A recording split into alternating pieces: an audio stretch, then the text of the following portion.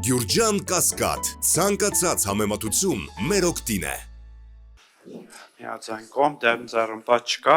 օրակարգը հաստատված է։ Հարգելի գործընկերներ, այսօրվա նիստի օրակարգում ընդգրկված է Հայաստանի Հանրապետության կառավարության ծրագրի 2021-2026 թվականների ծրագրի 2024 թվականի կատարման ընթացքի եւ արդյունքների մասին զեկույցի արտաքին հարաբերություններին վերաբերող հատվածը հիմնական զեկուցողն է արտաքին գործերի նախարար Արադ Միրզոյանը։ Պարոն Միրզոյան, համեցեք 30 րոպե, եթե ավելի կարող է լինել նաև ավելին։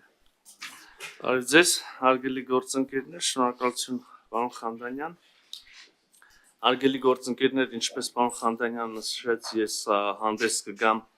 Հայաստանի Հանրապետության կառավարության ծրագրի 2024 թվականի կատարման ընթացքի եւ արդյունքների մասին զեկույցով, բայց նաեւ հասկանում եմ, որ երեք շատ կարևոր իրադարձություններ տեղի ունեցել, նաեւ հայտարարություններ են հնչել, նաեւ տեսել եմ, որ կան հարցեր եւ անհանգստություններ հասարակության մեջ եւ ուզում եմ նախ կարճ անդրադառնալ դրան, հետո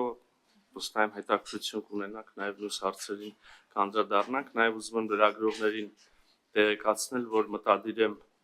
եթե բաց հարցեր կմնան, նիստից հետո շարունակել խոսակցությունը, կաշխատեմ մի քանի հարցերի պատասխանել եւ ուսում եմ այսօր հնարավորություն կունենանք իհարկե հնարավորինս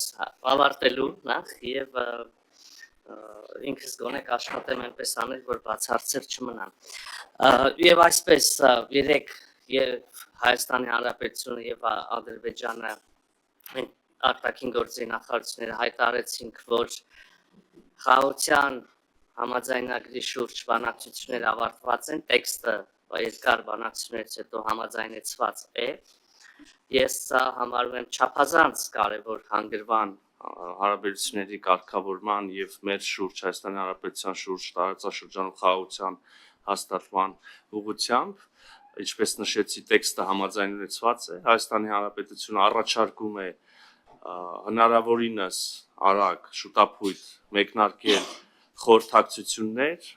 Ադրբեջանի հետ պայմանավորվելու համաձայնագրի տեղի, ժամանակի եւ մյուս մանրամասների շուրջ։